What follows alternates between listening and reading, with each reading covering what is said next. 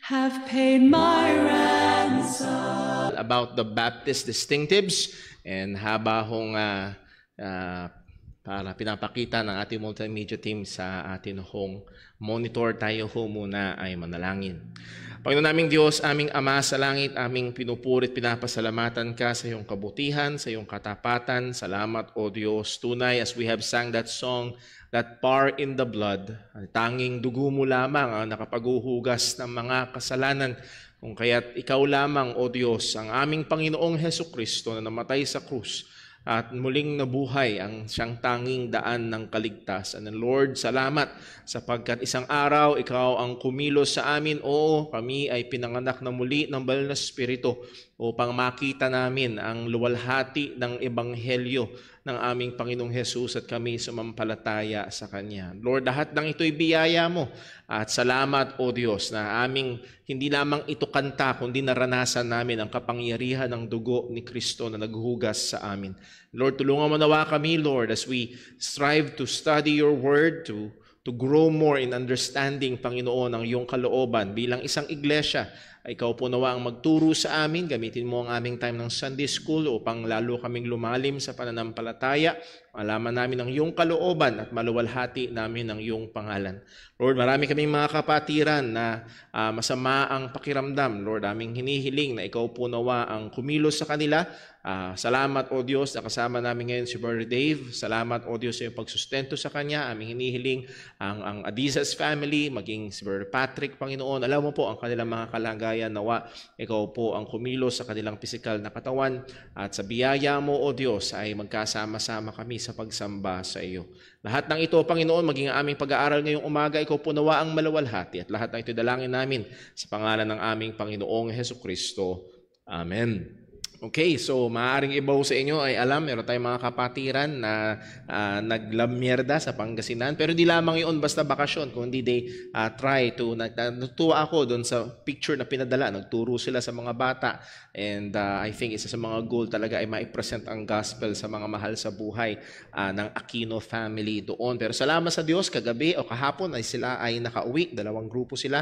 And sila naman ay safe, yun nga lang ay medyo masama ang pakiramdam ng iba. So pag-pray ho natin. So tayo dumako sa ating lesson. Again, Baptist distinctives. Bakit tayo Baptist? Why is JCBC a Baptist church? At ito yung ating binibigyan ng pansin.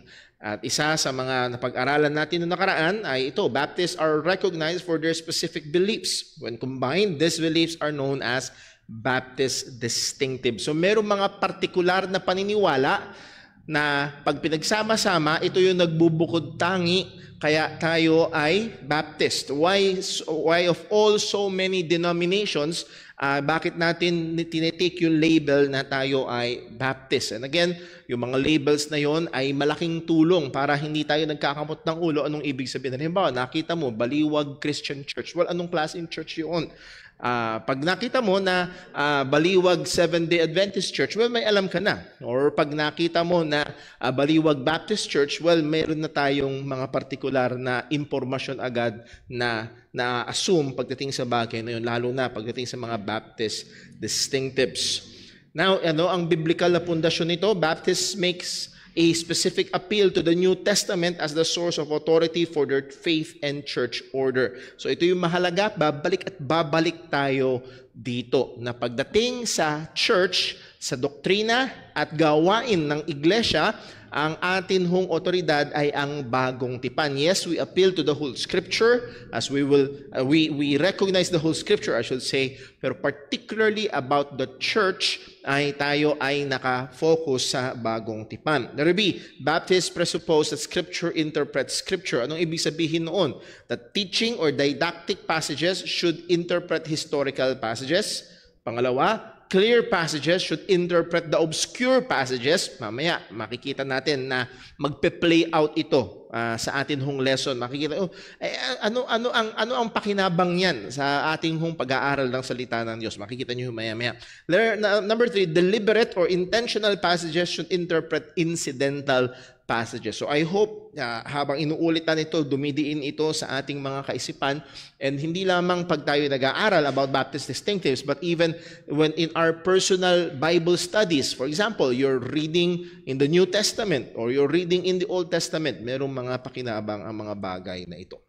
So isa sa mga Baptist distinctives na pinag-aralan natin na tinapos natin last Sunday is biblical authority, the New Testament. As we have stated kanina, the Bible is the final authority in all matters of belief and practice because the Bible is inspired by God and bears the absolute authority of God Himself. So sa madaling salita, sapagkat ang Biblia ang salita ng Diyos, ang Biblia ang may otoridad.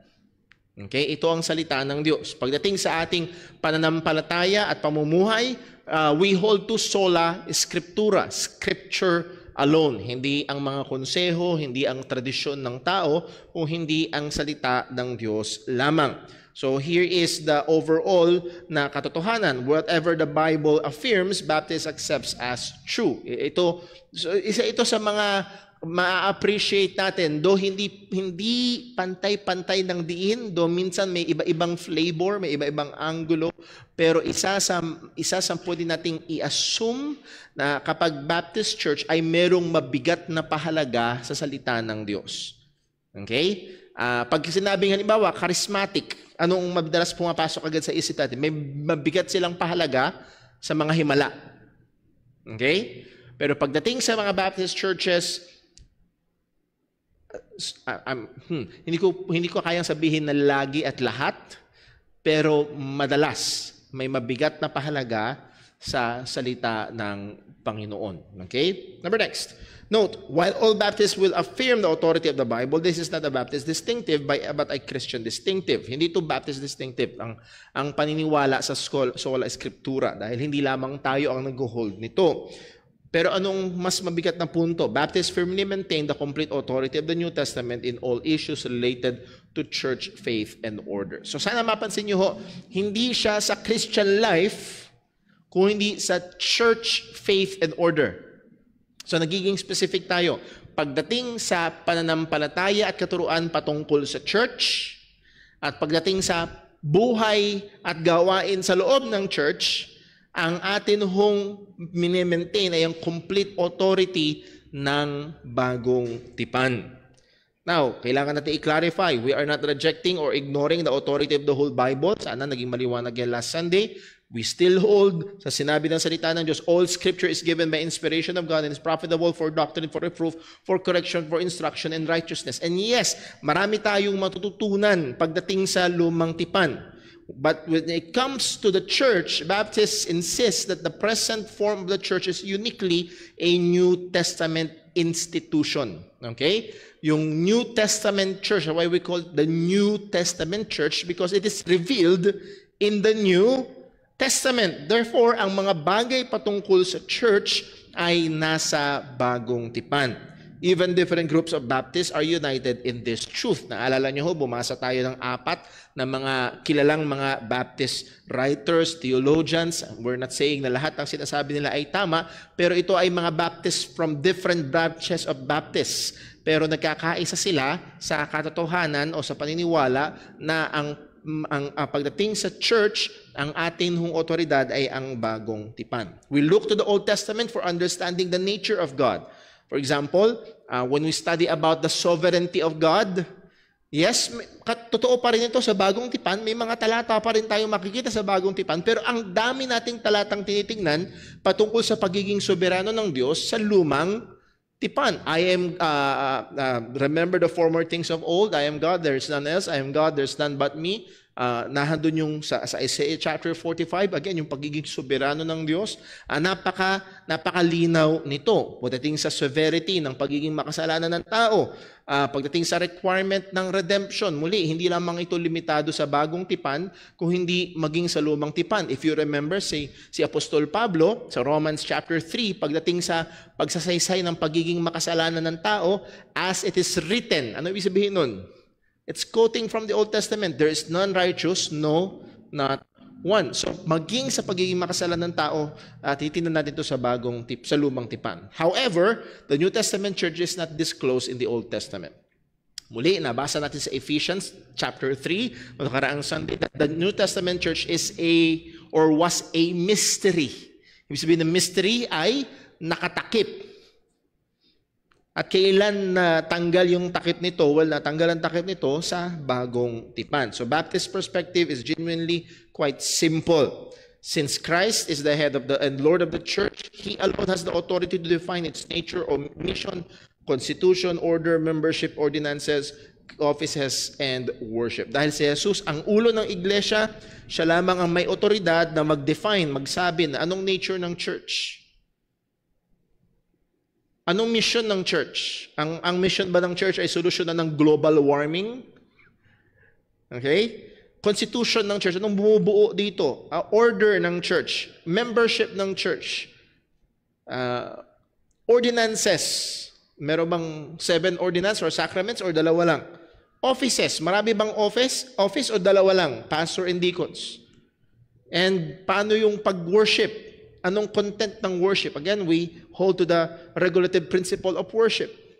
So muli, ang tanging pwedeng magbigay at magsabi ay ang ulo ng iglesia, pangulo ng iglesia, walang iba kundi ang ating Panginoong Hesukristo. So itong conclusion natin dun sa first point, biblical authority, the New Testament. This is the first Baptist distinctive. Sabi ni Kevin Bowder, Baptists insist that only the New Testament may be used to establish the doctrine and structure of the church. Thus, Baptists are different from most other Christians because they restrict their doctrine of the church to the New Testament. So ito yung malaking pagkakaiba ng Baptist sa iba. Again, nung 2 weeks ago, nakinig ako ng debate between Pedo Baptist and Credo Baptist. At saan nagsimula yung Pedo, ay ibig sabihin nagbabaptize ng mga bata? Well, nagsimula siya sa 2 Timothy, all scripture. At pagkatapos siyang basahin yun, punta siya sa lumang tipan. Eh, pinag-uusapan ay New Testament water baptism. At ang pupuntahan niya ay yung circumcision sa lumang tipan. So muli, when we look at the church and we want to know the things of God's will, God's order, and God's plan, and lahat ng mga bagay patungkol sa New Testament church, we go, and our final authority is the New Testament. So we go now to the second Baptist distinctive. Ano itong pangalawang pagiging nagbubukod tangi sa isang Baptist church? Well, with the very name Baptist ay ito, view on baptism.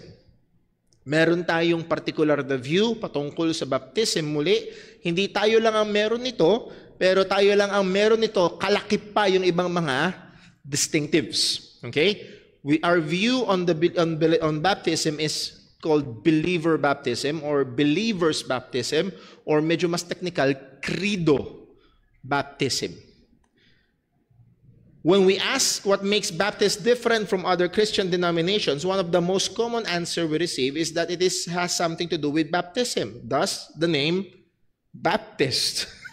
Okay? May kinalaman talaga sa, historically speaking, may mga grupo ng tao na tinawag na Anabaptist because hindi nila tinatanggap yung baptism ng Roman Catholic Church. Nung pagkatapos doon sa panahon ng Reformation, hindi nila tinatanggap yung baptism ng Roman Catholic Church dahil sila ay nagpa-practice ng infant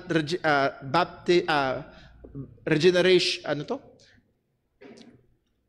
mayroong technical term. Yung nangyayari ang kapanganakang na muli by baptism, regenerate. Hindi ko maalala yung particular. So again, yun yung isa sa nagbubukod tangi. Kaya nga sila tinawag na Anabaptist, meaning Ana, again, Baptist, baptize, they baptize again. Ay, ito yung mga grupo ng mga taong naglulubog ulit. Nilulubog nila ulit. Why? Again, may kinalaman sa pagbabaptize. Now, question, how do we differ from viewpoints of other denominations with regards to baptism? Paano ba tayo nagkakaiba? Bakit iba ang Baptist sa pananaw ng ibang mga religious denominations? Here's the point. Baptists teach that biblical, valid, and proper baptism is believer's baptism, aka, or also known as, credo baptism. Dapat single ilang pala, na double ko yun. Anong definition ng credo baptism? It is a compound word from the word credo, meaning I believe. Kaya meron tayong creed and confessions. Pag sinabing creed, this is what we believe. Okay? Meaning, yung word na credo, meaning I believe, and then baptism, which means to dip or to immerse. Pag sinabing credo baptist or credo baptism, in this belief, also known as believer's baptism, a Christian gets baptized with water after they have professed faith or believed in the Lord Jesus Christ. So pag sinabing credo baptist or credo baptism, una muna yung pananampalataya, kaligtasan, bago babautismuhan. Okay? So kaya believer's baptism. Dapat believer muna bago i-baptize.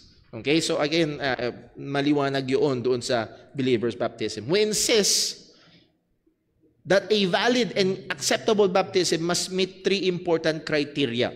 Una, may proper subject. Sino yung babautismuhan? Pangalawa, may proper meaning. Ano ba ito or bakit? Pangatlo, may proper mode. Paano? Okay? Wisik-wisik lang ba? Wisik lang, okay na? Titingnan natin kung anong sinasabi ng salita ng Panginoon.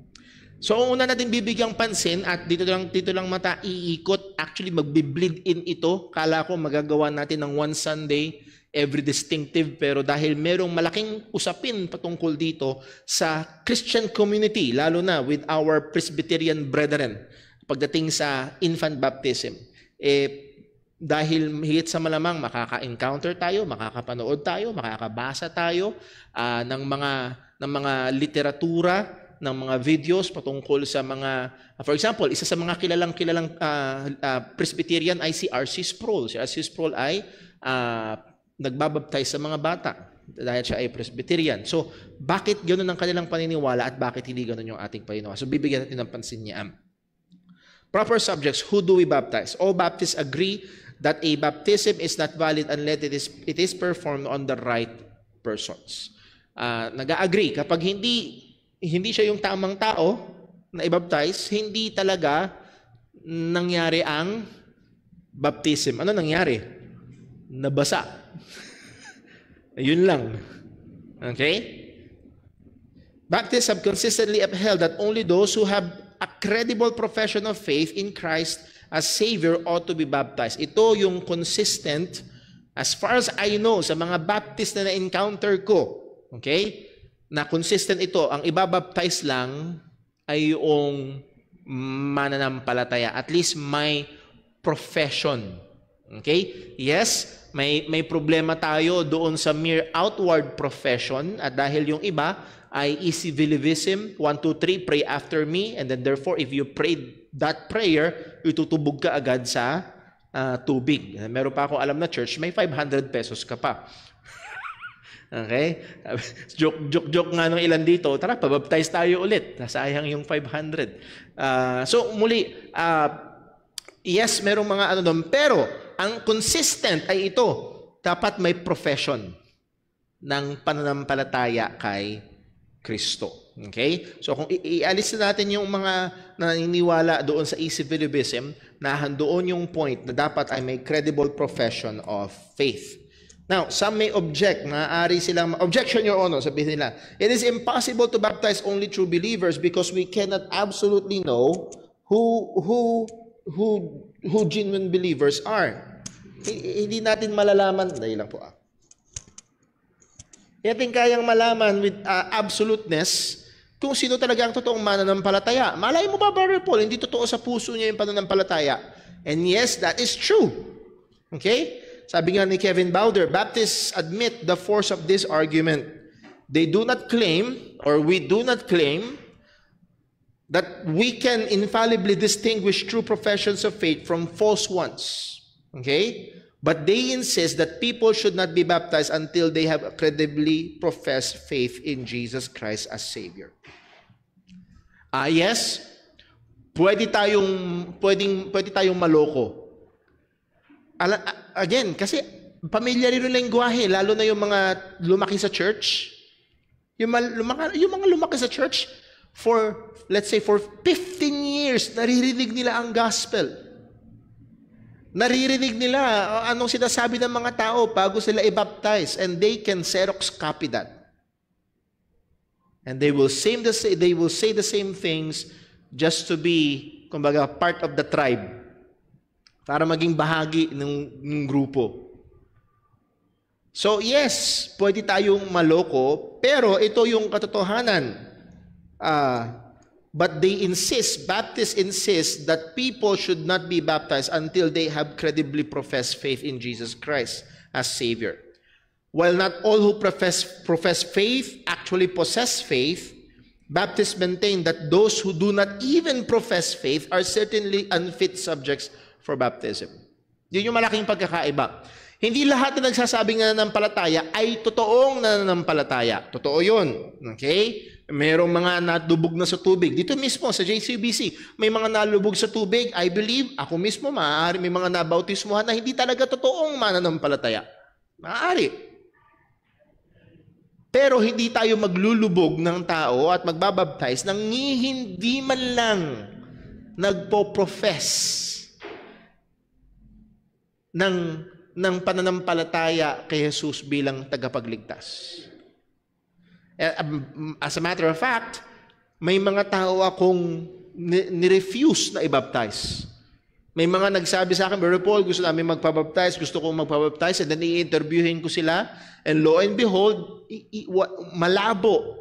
Wala silang pagkaunawa, kahit simple lamang na pagkaunawa sa Ebanghelyo. Kapag tinanong ko sila, ang lumalabas sa bibig nila is salvation by works. Bibigyan ko kayo na maaaring maging kagamit-gamit din na tool sa inyo. Isa sa madalas na tinatanong ko ito, lalo na kung yung magpapabaptize sa akin ay tatay, sabihin ko sa kanya, may anak kayo, kuya, meron. Ilang taon na yung anak nyo? 12, okay? Pag yung anak nyo, kuya, ay nagtanong sa inyo, paano ko pupunta sa langit? Anong sasabihin nyo? Dahil yung sasabihin niya sa anak niya, yun yung sinasampalatayanan niya. At maraming pagkakataon, mga nagpapakilalang Kristiyano, maaaring ilang beses na o ilang buwan nang umaattend dito sa JCBC, ang lalabas sa bibig nila, well, sasabihin ko sa anak ko na magpakabait lang siya. So sabihin ko sa kanya, so pag mabait, pupunta sa langit? Oo. Hindi ko, i-refuse ko yun. Dahil, bakit? Walang pagkaunawa sa gospel. So, maaari ko siyang pasunurin sa isang panalangin. Yun yung mapanganib eh.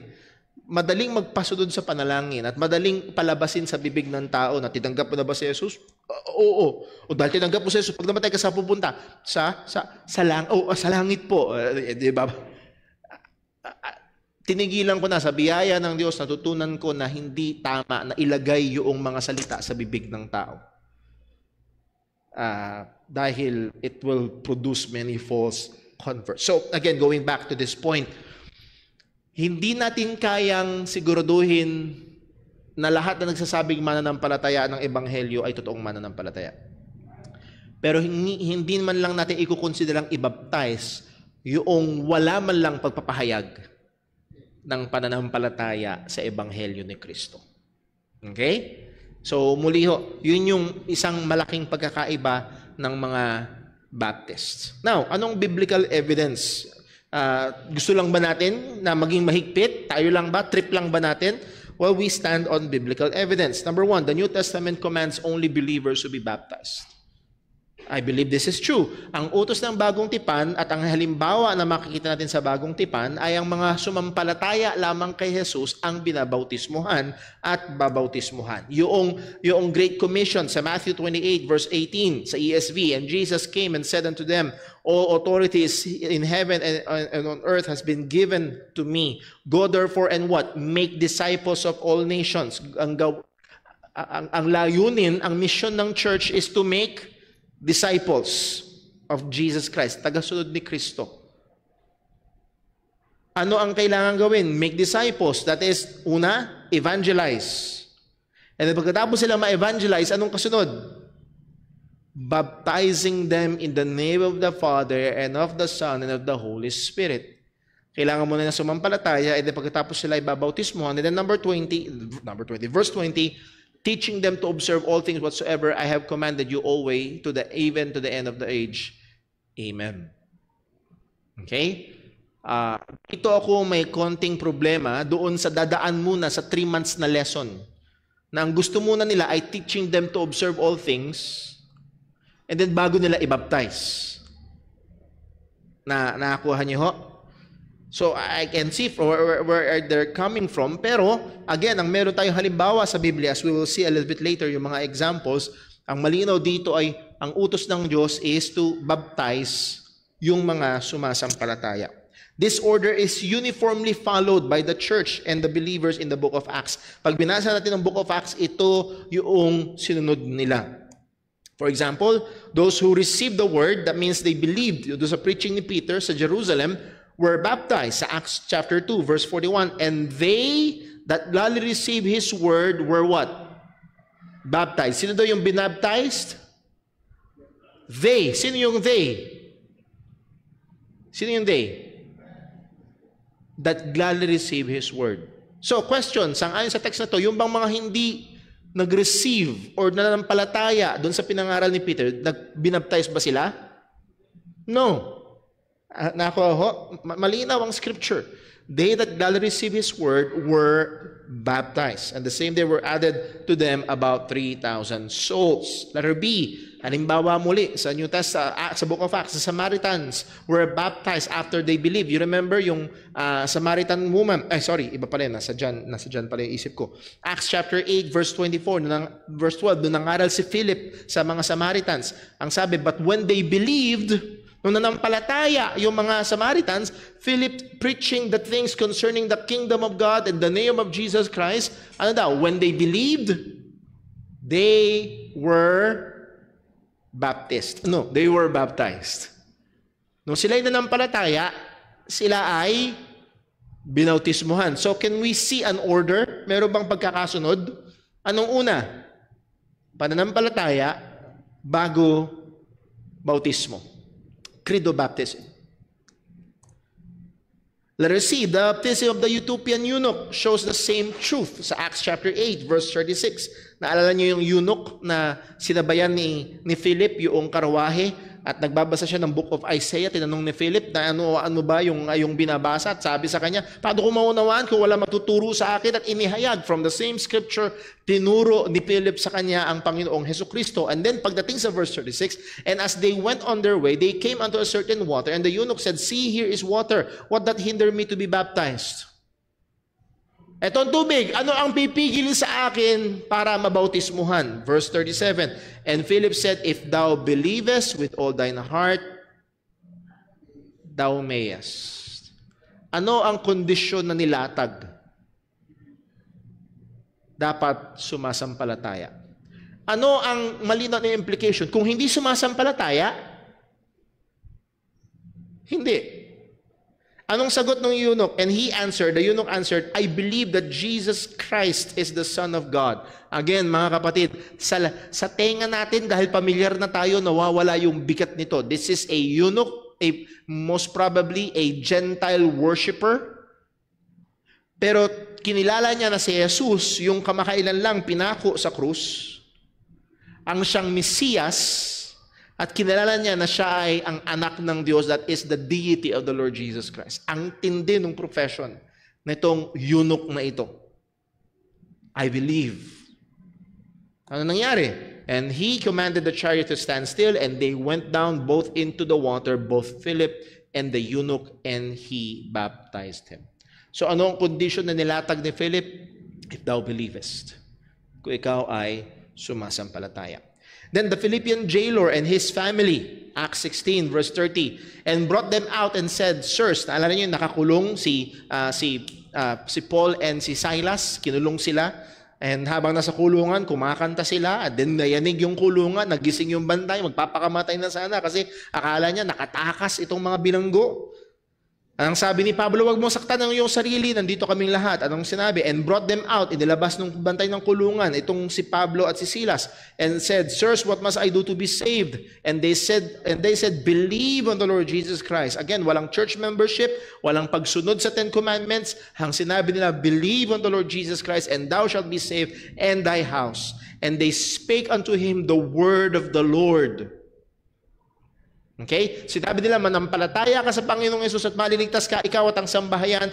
At ipinangaral nila, itinuro nila sa Kanya ang salita ng Diyos. Doon lang ba sa jailor? Hindi. And to all that were in His house, maging lahat ng nasa Kanyang sambahayan. Ibig sabihin, yung lahat na nasa Kanyang kasambahayan ay nakapakinig ng ebanghelyo, ng salita ng Diyos. And he took them the same hour at the night and washed their stripes, dahil hinagupit si Pablo at si Silas, and was baptized, and all his and ang implication niya, all his house. Siya at ang kanyang buong sambahayan na nakapakinig ng salita ng Diyos ay nabautismuhan. So again, ang implication dito ay sila muna ay sumampalataya at saka sila nabautismuhan. So ito yung consistent na utos ng Panginoon at maliwanag na pattern na makikita natin sa Bagong Tipan, particularly sa Book of Acts. Number 2, the New Testament never commanded to baptize babies. Okay? At ito yung madalas na mababasa nyo, hindi na inutos kasi ginagawa na nila. Pag binasa nyo sa mga sulat ng mga Presbyterian nating kapatid. Well, the New Testament never commanded babies to be baptized. So narito yung katotohanan, there is no command nor example in the New Testament that an infant was baptized. Naalala niyo yung rule natin? Didactic has more weight than historical. Intentional has more weight than incidental. Ano yung maliwanag na tinuro? Babautismohan yung mga sumampalataya. Ano yung maliwanag na nangyari? Sumampalataya muna bago binautismuhan. Yun yung intentional na pinakita sa atin ng salita ng Panginoon. Pero pagdating sa pagbabaptize ng mga bata, there is no command nor example in the New Testament. Muli, ang pinag-uusapan natin sa church. Walang command nor example sa Bagong Tipan na i-baptize ang mga bata. Now, gusto kong pag nagbasa ako ng mga sulat ng mga Presbyterians, isa sa mga ginagamit nila ay yung sinabi ni Jesus sa Mark chapter 10 verse 14. Ang sabi daw kasi ni Jesus, but when Jesus saw it, yung mga bata ay nilalapit kay Jesus at pinigilan ng mga disipulo. Nung nakita ni Jesus, he was much displeased, and he said unto them, suffer the little children to come unto me, and forbid them not, for to such is the kingdom of God. Okay? So yung children daw, huwag daw pigilan. At pag binasa nyo, parang ang lumalabas, pag hindi nyo binaptize yung mga bata, pinipigilan nyo sila. Well, question, what does this text say about baptism? Balikan natin. Mark 10:14. But when Jesus saw it, he was much displeased and said unto them, suffer the little children to come unto me. Ibig sabihin, huwag niyong pigilan, pahintulutan nyo, and forbid them not. Huwag nyo silang pagbawalan na lumapit kay Jesus. For such is the kingdom of God. Sa kanila ang kaharian ng Diyos. Question, ano ang sinasabi ng text na ito about baptism? Meron o wala? Meron o wala? Wala. So kung gusto mong malaman ang patungkol sa baptism, pumunta tayo doon sa mga talata na talagang may tinuturo about baptism. Actually, pag pumunta tayo maging sa Gospels, sa ministry ni John, sino ang mga binabaptize niya? Meron ba siya mga binabaptize na mga bata? Wala. Walang record sa Bagong Tipan. The household argument is often used to teach infant baptism. Ayan. Kaya diniinan ko ito kanina doon sa Philippian jailer. Actually, meron pang isang banggit sa Bagong Tipan. Hindi lang isa, meron pa tayo ilang makikita, pero magko-concentrate tayo sa sambahayan ni Lydia. Naalala niyo si Lydia? Yung seller of, ang negosyo niya ay tela.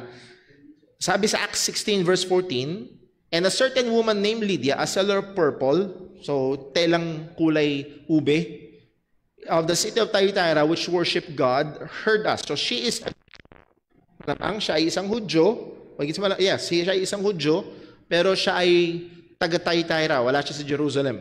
At ang trabaho niya o negosyo niya ay magbenta ng tela.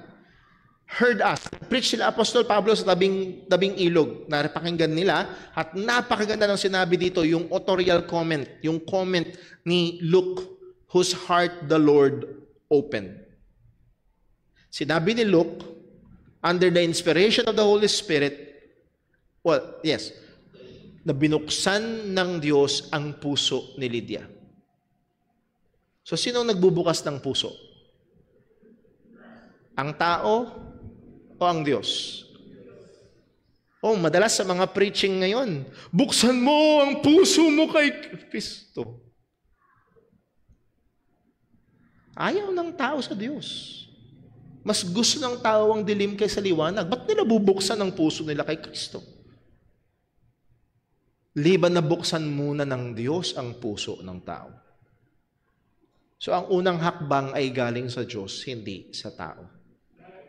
Kaya kung tinanggap mo si Jesus, hindi dahil binuksan mo ang puso mo, dahil binuksan ng Diyos ang puso mo. Yun ang katotohanan sa bawat isa sa atin. Well, that's another subject. Tuloy tayo. Whose heart the Lord opened, that she, naging resulta? She attended unto the things which were spoken of Paul. Implication, she believed. Pinakinggan niya at nanampalataya siya sa mga tinuro nila Apostol Pablo about sa ating Panginoong Jesucristo. Pagdating sa verse 16, and when she was baptized, at ang sabi yan, and her household. Kita mo na, Brother Paul, binautismuhan siya at ang kanyang buong sambahayan. At meron pang mga talata sa Bagong Tipan na buong sambahayan kasama yung Philippian jailer. At sa mga sambahayan, meron mga babies. Doon nila madalas pinapasok, may mga bata, may mga babies sa household. Ibig sabihin, binabautismuhan maging yung mga sanggol. Again, ito yung case ng yung malabo ay ginagamit para palabuin yung malinaw. That is just an assumption. Now, to be fair, pwede bang may baby? Pwede ba? Pwede. Pero anong mababasa natin? Kung naalala nyo, Acts 16 to, di ba? Acts 16 verse 14 and 15. If we will read further, we will encounter, so ito yung sinabi, rule of intentional interprets incidental. Ano bang intentional na sinasabi ng Biblia patungkol sa mga binabautismuhan? Nabasa natin kanina, paulit-ulit. Believe, baptize. Napaka-intentional nung kay Philip. If thou believe that Jesus Christ, that Jesus is the Christ, thou mayest. Kung ikaw ay sumasampalataya, pwede kang bautismuhan. Yun yung malinaw. Yun yung intentional na sinabi. Kaysa doon sa assumption na may bata o may baby na binautismuhan dahil buong household ito. Now, Scripture interprets Scripture. Pag binasa natin, nabasa natin kanina, anong ulit verse ito? Acts 16, verse 14 and 15, nabanggit yung household. Pagkatapos ito, meron pa ulit isang household na binanggit, which is nabasa natin kanina, yung household ng Philippian jailer. Alala nyo? Ano nangyari sa household ng Philippian jailer? What must I do to be saved? Verse 31, and they said, believe in the Lord Jesus Christ, and thou shalt be saved and thy house. Okay? So pag nanampalataya ba yung tatay, ligtas na ang buong sambahayan? No. Verse 32, and they spake unto him the word of the Lord, and to all that were in his house. So paano natin kailangang unawaan itong house na ito? Or household?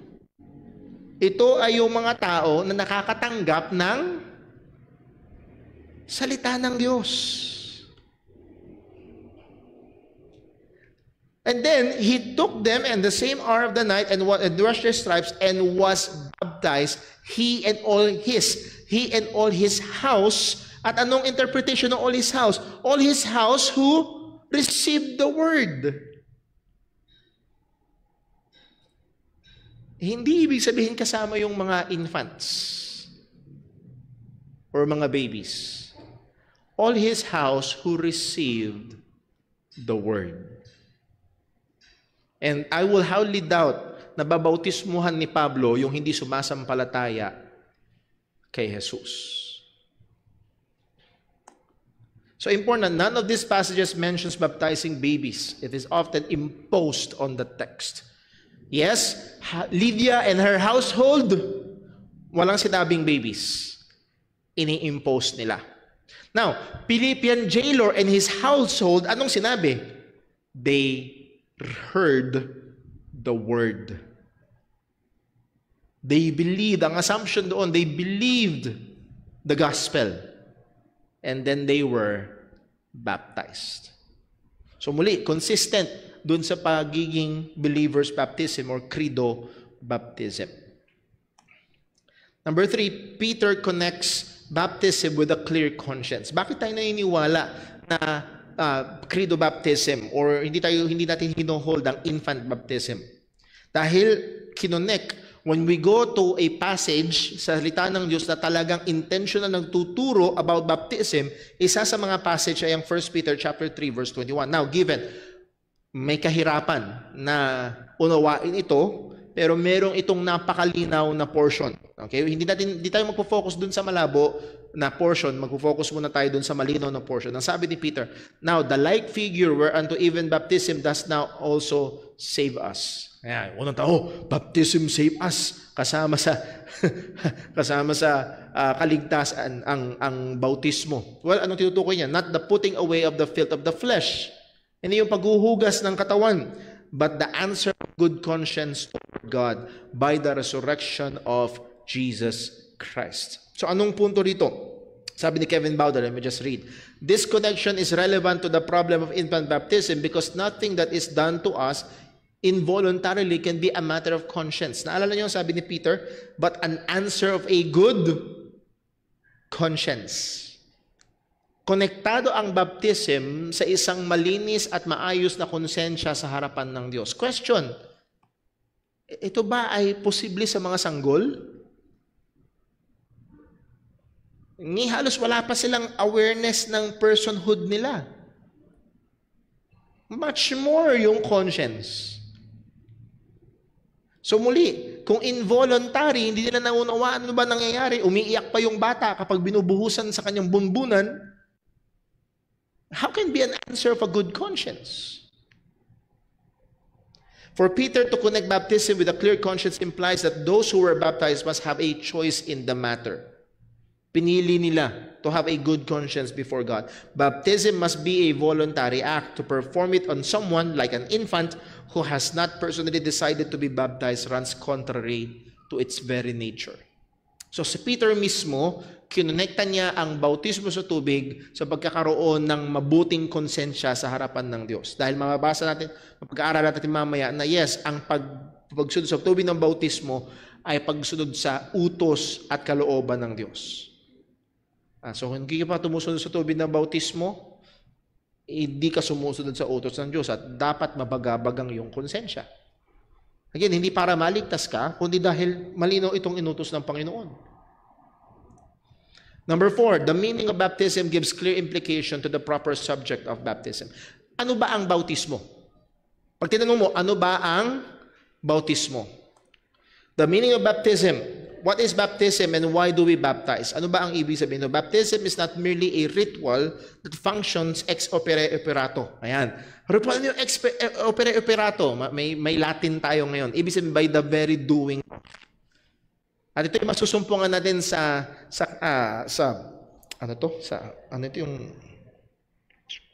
hindi ko maalala yung pangalan. Council of Trent, na kung saan doon ang doctrines ng Roman Catholic Church. Ay ibig sabihin ng ex opere operato, by the very doing, the external ritualistic act itself is considered efficacious. Kahit ano pa ang kalagayan mo, basta tinubog ka sa tubig. Kahit ano pa ang kalagayan mo, basta sinubo mo yung ostya. Kahit ano pa yung kalagayan mo, basta nag-pray ka ng 7 ganito, 10 ganito, 8 ganito, matik. Ritual. Hindi mo naman kailangan maniwala, basta sinabi sa'yo tumalon ka ng 7 beses, umikot ka ng 15 beses, and then magtapataob-taob ka ng 5 beses, basta gawin mo lang yun. Nakuha niyo?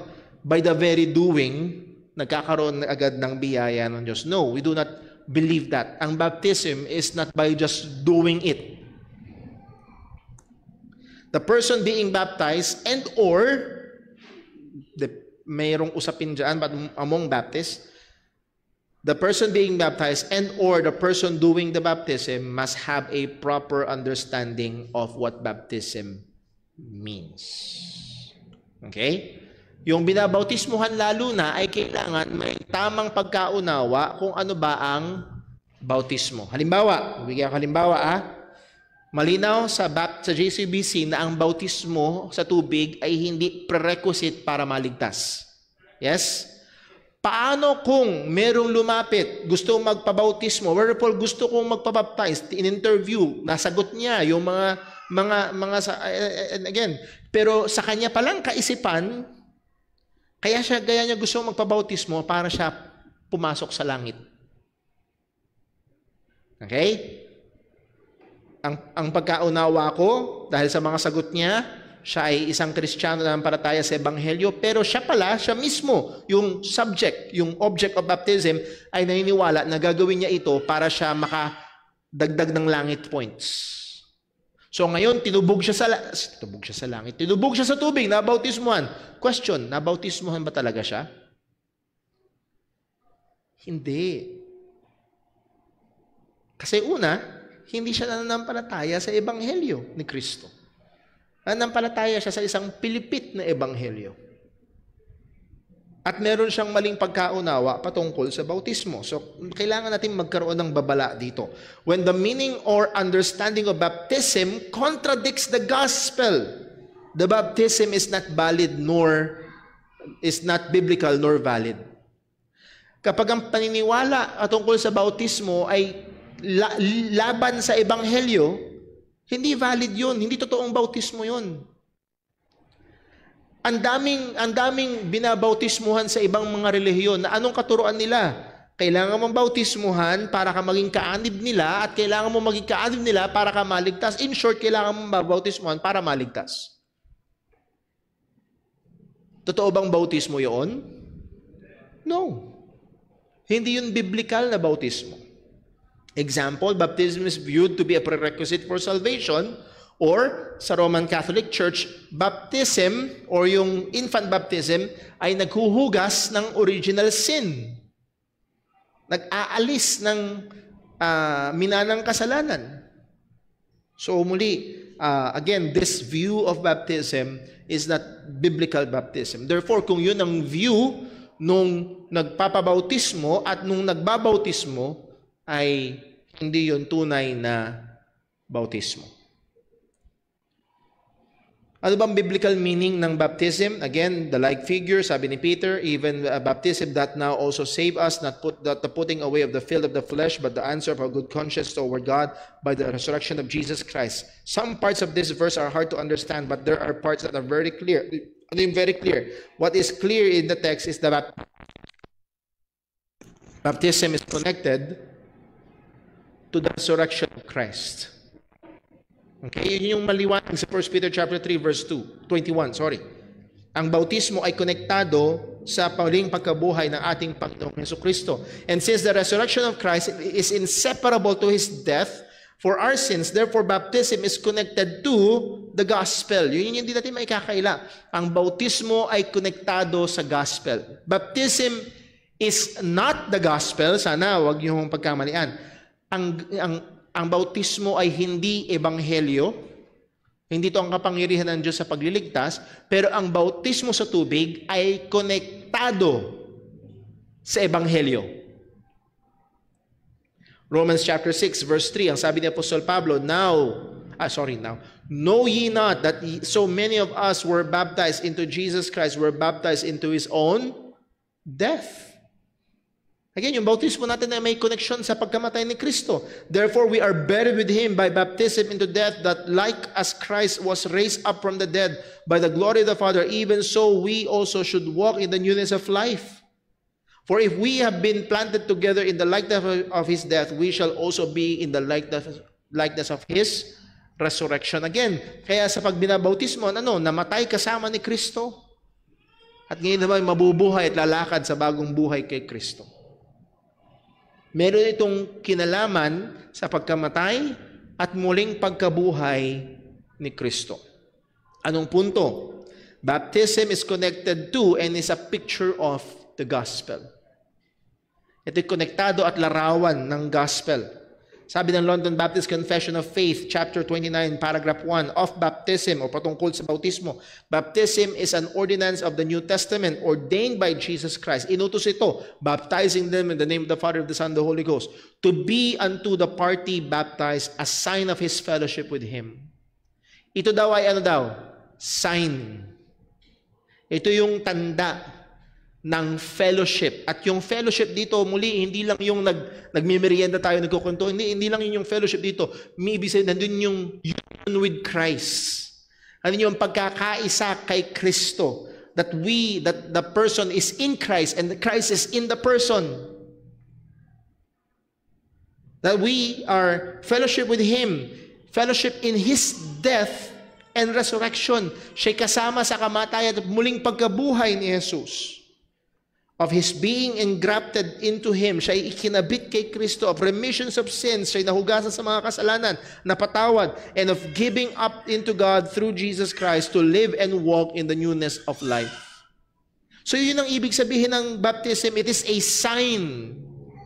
Hindi ito nagkakabit sa iyo kay Kristo. Ito ay sign na ikaw ay nakakabit kay Kristo. Hindi ito naghuhugas ng kasalanan mo. Ito ay simbolo na nahugasan na ng dugo ni Kristo ang iyong mga kasalanan. Yun ang bautismo.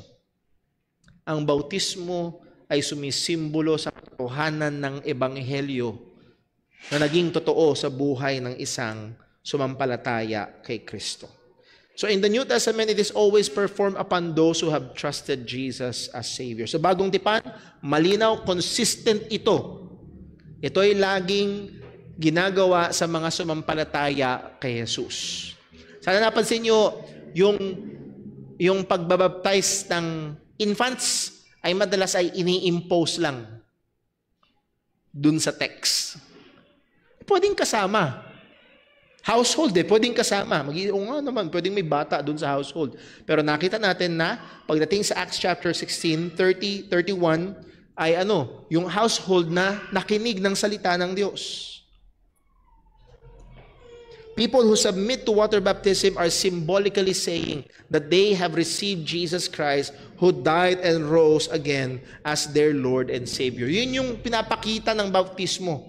Ako ay namatay kasama ni Kristo at ngayon mabubuhay para kay Kristo. Ako'y kay Kristo. Ako'y mananampalataya ng Ebanghelyo. Ako'y mananampalataya niya na namatay sa krus at sumasampalataya ako sa Kanya, namatay sa krus at sa ikatlong araw na buhay muli at ako'y tagapaghintay ng Kanyang muling pagbabalik.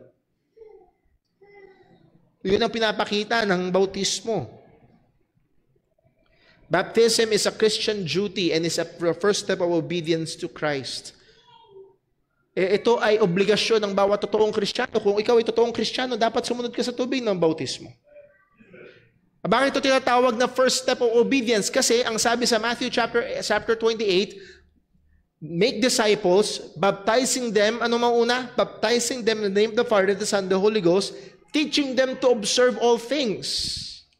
So bago yung observing of all things, una muna ay baptism. Kaya ito tinatawag na first step of obedience. So dito tayo matatapos ngayong umaga. Since baptism is a sign of fellowship with Him in His death and resurrection, of His being engrafted to Him, as we quote kanina doon sa London Baptist Confession of Faith, ito ay sign. And all this are only true to a person who genuinely exercise faith in the gospel. Ito'y totoo lamang sa isang tao na totoong sumampalataya sa Ebanghelyo. Therefore, it excludes infants. from being a proper candidate for water baptism. Bakit? Kasi hindi kayang sumampalataya ng isang sanggol o ng isang bata. Okay?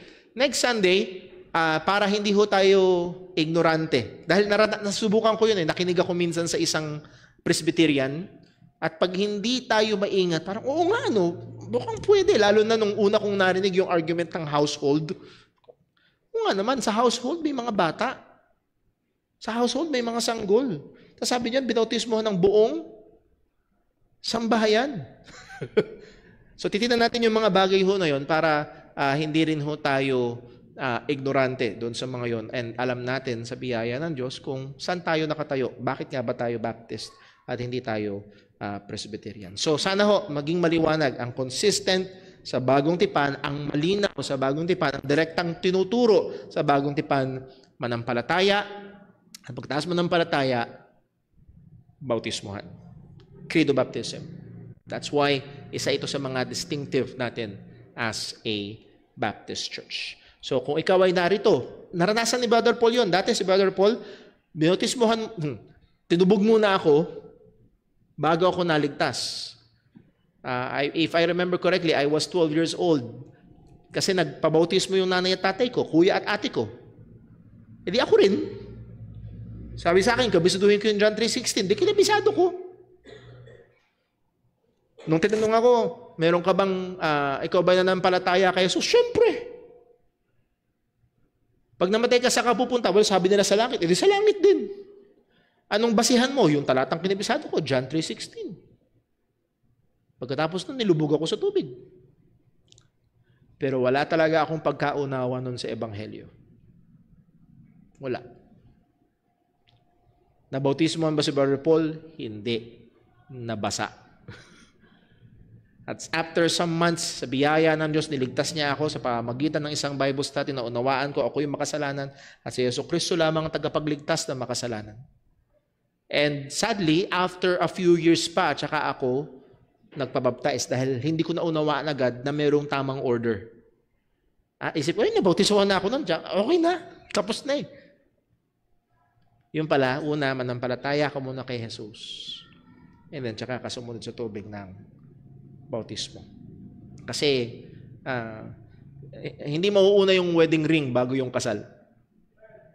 Kasi kung nauna yung wedding ring, ano sinisimbolo niya? Dapat muna yung katotohanan muna ng kasal bago yung simbolo. Okay? Meron ba may tanong? Sinailani.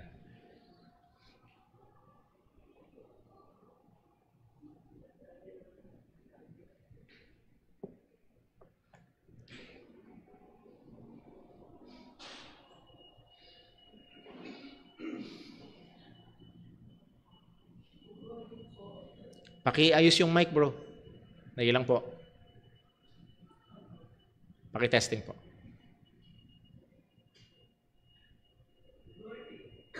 Tingnan mo muna kung naka-on, Kuya Terence. Naka-on ba yung mic? Ibang mic.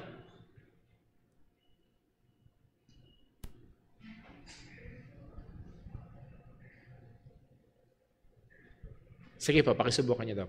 Ayun. Good morning. Morning po. One time po, naka-attend ako ng Crusade. crusade ni Billy Graham. Okay po. I was in high school yata ako, college. Ngayon, nung nagkaroon na ng yung tinatawag na pag sinabing, mayroon ba ditong gustong tumanggap sa Panginoon? Yung calling. Ay mayroong isang interpreter, yung sa Tagalog. Kasi si Billy Graham, English speaker. Amerikano, opo. Nag-interpret. Mayroon ba ditong nais maligtas? Itaas ang kamay. Ang dami pong nagtumaas. Hindi ang dami. Ngayon, pinag-pray. After praying, binaba na yung kamay. Opo. Lumapit ngayon yung mga counselors. Kasi may mga counselors na napakadaing. Opo. May katabi ako, nilapitan ng counselor. Sabi sa kanya, tinanggap mo na si Jesus, nais mo bang magpabaptize? Apo. Ang sagot ng ayoko po. Okay po. Ano po ang tanong? Ang tanong ko po, are they really be saved? Ayan. Ang sagot po ay kung totoo silang sumampalataya, sila'y ligtas. Kung totoo silang sumampalataya sa totoong ebanghelyo, sila'y ligtas. Irregardless kung sumunod sila sa panalangin o hindi. Irregardless kung sumunod sila sa bautismo o hindi. Kung totoo silang sumampalataya, sila ay ligtas. Now, magkakaroon ng tanong, kung totoo silang ligtas, bakit ayaw nilang sumunod sa tubig ng bautismo? Maaaring maraming rason. Baka hindi pa naturo kung ano ang hindi pa naturuan eh. Ano ba to? Lalo na sa mga Pilipinong malaking bagay at big thing ang religion. Tapos bigla silang aalukin na magpabautismo sa ibang maaaring doon nang gagaling. So, maaaring kulang sa turo. Pero, again, are they really saved? Ang pwede lang ho nating sagot dyan, kung totoo silang sumampalataya sa tunay na ebanghelyo, irregardless kung sumunod sila sa panalangin o hindi, or sila ay sumunod sa tubig ng bautismo o hindi, sila ay ligtas. As Paul said sa Philippian jailer, believed on the Lord Jesus Christ, and thou shalt be saved. Ano po? So, kung hindi sila totoong, ngayon, sumunod man sila sa panalangin at sumunod sa tubig ng bautismo, kung hindi totoo ang pananampalataya, hindi pa din sila ligtas.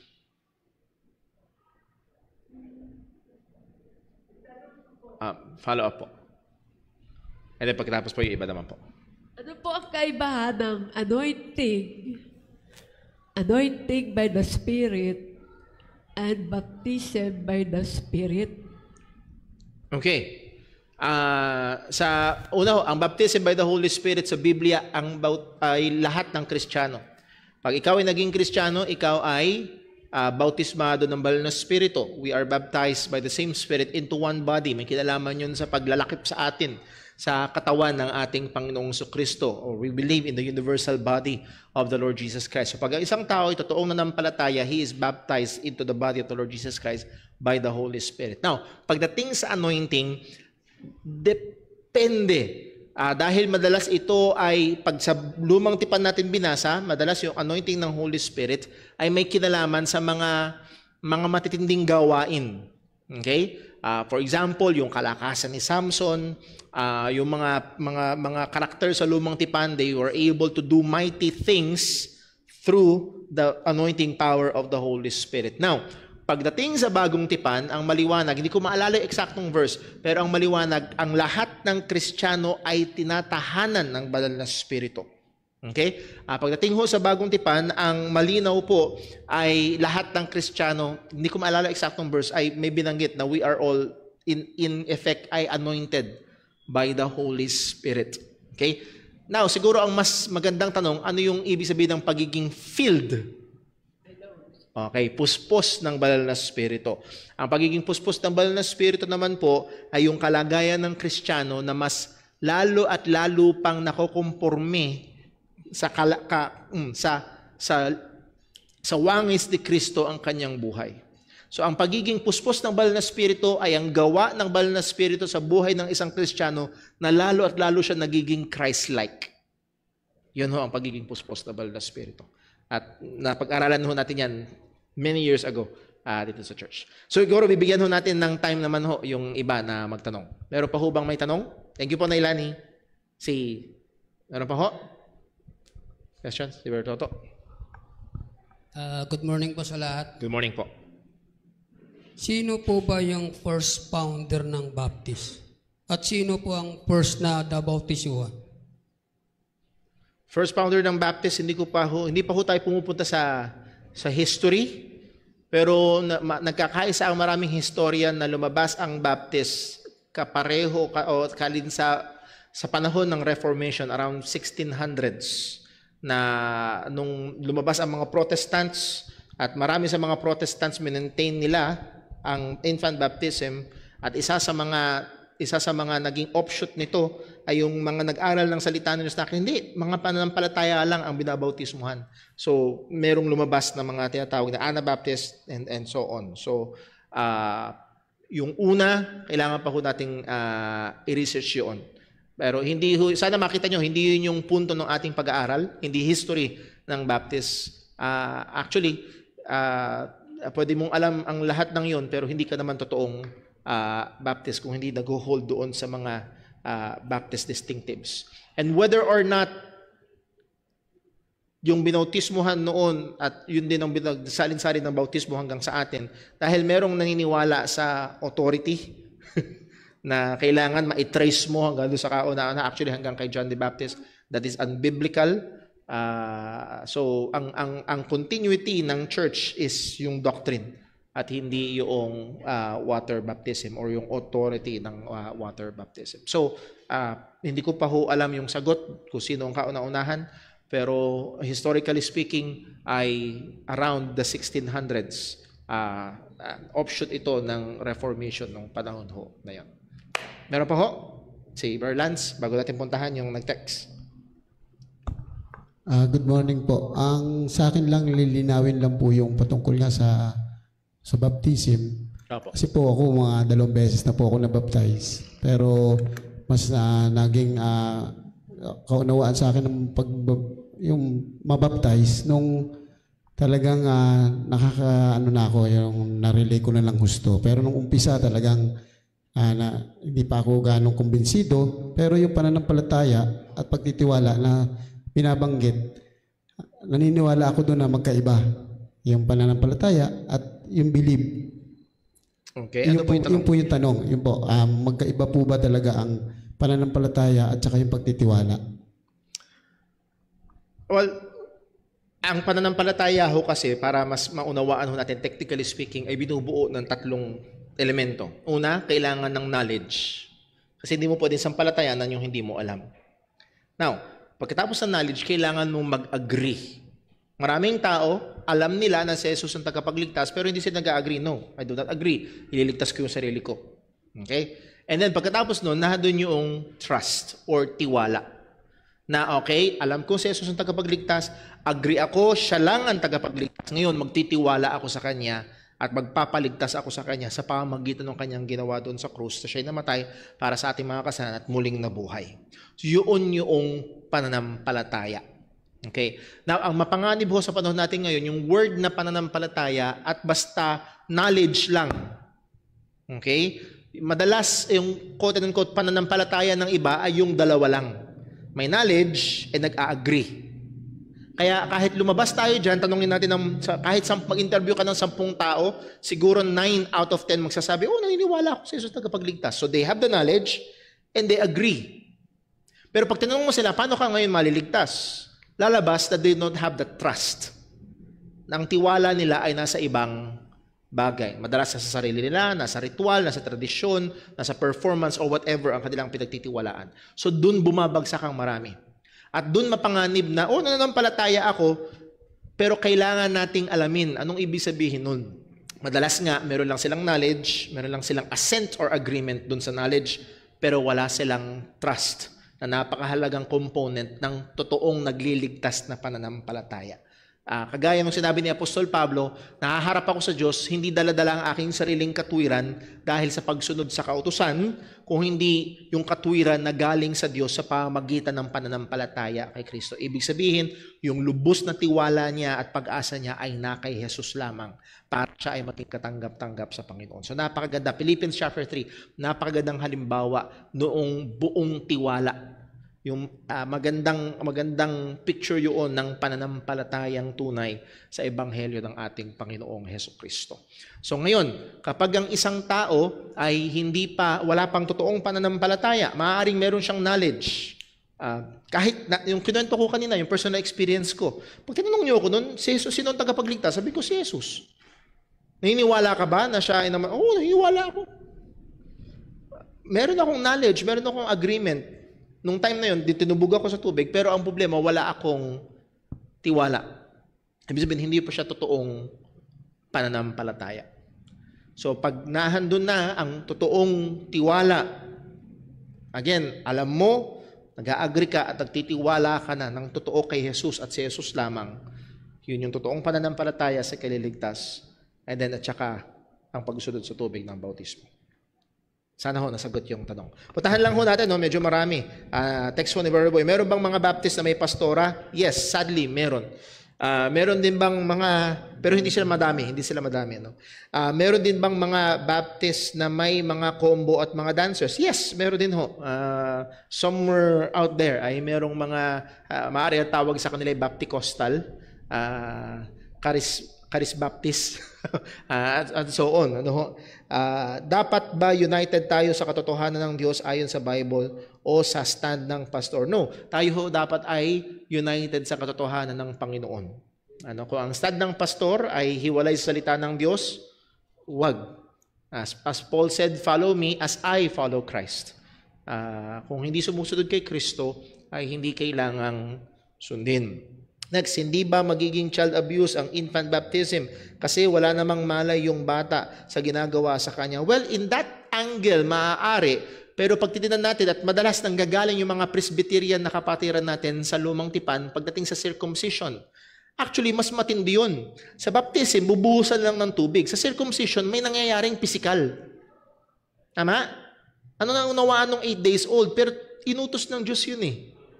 Okay? So, hindi siya child abuse, kundi pagsunod sa Panginoon. Okay? So, in fairness, ating mga Presbyterians na mga kapatid sa Panginoon, dahil they believe the gospel, pero pagdating sa sign that is baptism, nakakonekta ito sa kanila sa circumcision, at therefore, kung yung mga bata ng household of Israel ay sinicircumcise, yung mga bata ng household ng mga Kristiyano ay kailangan iba. Yun yung connection nila. Okay? At bibigyan pa natin ng mas detalye. So, pwedeng sabihin na child abuse, pero I will not say na ang child circumcision sa lumang tipan ay child abuse. Ito ay inutos ng Panginoon. Next, dapat daw ay sa ilog ang baptism o sa body of water kasi yung daw ang biblical, kaya hindi daw valid ang baptism sa swimming pool o sa anumang tangke ng tubig. Well, that is inconsequential. Ang sabi lang, here is water. What that hindered me to be baptized? Itong tubig. May tubig ba sa swimming pool? Yes. Anong hahadlang? Okay? Tingin ko ang hahadlang nandun kung sapat yung tubig para mailubog ka. Dahil yung mode ng baptism ay may sinisimbolo. At hindi yun nangyayari sa usik. Okay, so again, so that's to answer those questions. At marami pa ho tayong dadaanan patungkol ho dito. And thank you sa mga questions and answer. By the way, speaking of question and answer, October 26 po, yung ating susunod na Q&A Sunday School. Nakita ko yung box, meron ng 2 yatang tanong. So kung meron kayong mga tanong, please write it down at yung ihulog doon sa ating question box. Let's pray. Panginoong Diyos, aming Ama sa langit, maraming salamat po sa biyaya at patuloy mong kabutihan sa amin, sa pag-iingat mo, sa mga kapatiran na kasama ngayon at nawa, O Diyos, sa iyong mga salita na amin na pag-aralan. Tulungan mo nawa kami, hindi para maitaas ang denominasyon na kinabibilangan namin, kundi, O Diyos, para masunod ang iyong kalooban, lalo na sa iyong iglesia. Ingatan mo kami, O Diyos, maging ang time ng aming fellowship, maging ang pagkain, pagpalain mo, at muli aming inaalala sa iyong aming mga kapatiran, nandun ang karamdaman, O Diyos, ikaw po nawa ang kumilos at magbigay lakas sa kanilang mga pisikal na katawan. Salamat po sa Ebanghelyo. Salamat po sa aming Panginoong Hesukristo. At lahat ng ito ay aming hiling sa kanyang pangalan. Amen. God bless po. Break time po tayo ng 10 minutes.